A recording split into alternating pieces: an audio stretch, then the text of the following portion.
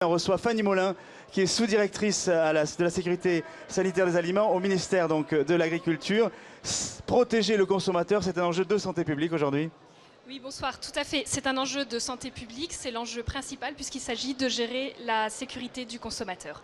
Il faut préciser que tous les producteurs de denrées alimentaires, les producteurs, les transformateurs, les distributeurs, sont responsables de la qualité des produits qu'ils mettent sur le marché. Ils doivent donc mettre en place un certain nombre de procédures pour garantir de commercialiser des produits qui soient sains et sûrs. Alors justement, quel est le rôle du ministère en termes de contrôle, de prévention? Comment vous y prenez en fait? Alors, la Direction générale de l'alimentation au ministère de l'Agriculture veille à la sécurité sanitaire des aliments tout au long de la chaîne alimentaire, du producteur jusqu'au consommateur. Et de quelle manière ? Alors pour cela, nous participons à l'élaboration de la réglementation au niveau européen et au niveau national, mais surtout nous avons des agences sur le terrain qui vérifient le respect de cette réglementation. Concrètement, ce sont 4000 inspecteurs qui sont répartis au niveau de tout le territoire national et qui vont réaliser des inspections dans les établissements, qui vont prélever des denrées alimentaires pour les analyser, qui vont faire des contrôles aux frontières lors de l'entrée de marchandises sur le territoire et qui vont vérifier en cas d'alerte sanitaire que les produits sont bien retirés ou rappelés du marché comme prévu. Et justement, il y a combien d'agents justement qui sont sur le territoire? 4000. 4000. Ah oui. Est-ce que finalement, c'est pas peu pour justement surveiller l'ensemble des denrées? Alors, ce sont 4000 agents qui ont réalisé en 2016 plus de 55 000 inspections d'établissements. Il faut préciser que tous les établissements de la chaîne alimentaire sont concernés. Ça concerne les abattoirs, les industries agroalimentaires, mais aussi tous les distributeurs. Le producteur fermier, le boucher, le supermarché, la cantine, l'ensemble des restaurants.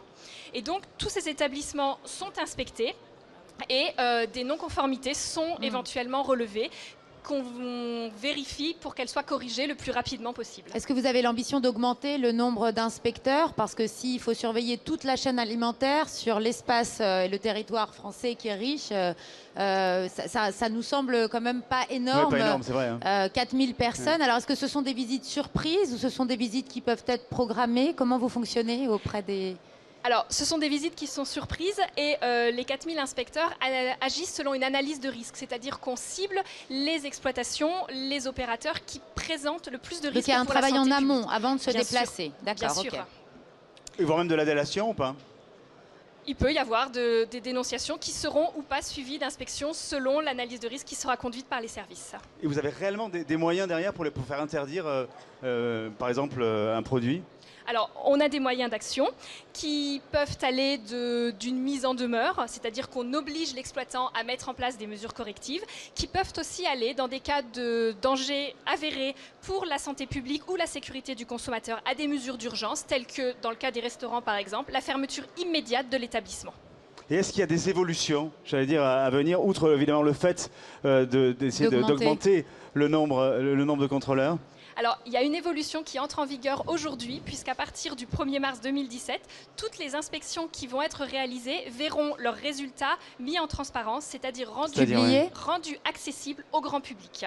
Par quel biais? Il y a un site internet, il y a quoi? Alors, concrètement, à l'issue de l'inspection, il y a 4 niveaux qui vont être attribués aux établissements de maîtrise de l'hygiène. Ça peut être très satisfaisant, à améliorer ou à corriger de manière urgente.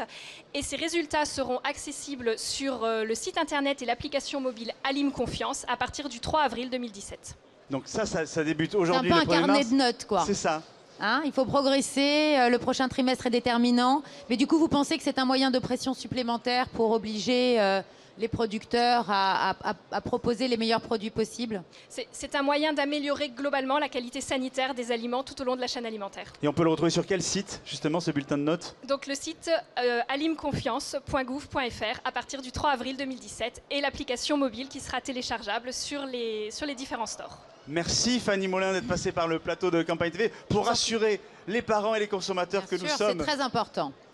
Surtout qu'on a l'impression qu'on maîtrise plus rien maintenant. Donc c'est vrai que... Non, puis on ne sait plus à qui se fier. C'est-à-dire qu'il y a aujourd'hui tous les jours des enquêtes nous disant qu'il y a trop, et voilà, il y a trop de métaux lourds dans le poisson, il y a trop là aussi. Mais c'est très bien qu'il y ait des choses qui soient faites au sein du ministère de l'Agriculture, etc. Mais après, il faut qu'il y ait beaucoup de choses aussi qui soient à destination des consommateurs, que ce soit des choses pédagogiques, utiles, fiables et surtout simples. Parce qu'une mère de famille n'a pas forcément le temps de se rendre sur un site internet. Ce serait bien que ces informations circulent de manière plus efficace, en tout cas pour atteindre les consommateurs de manière plus évidente.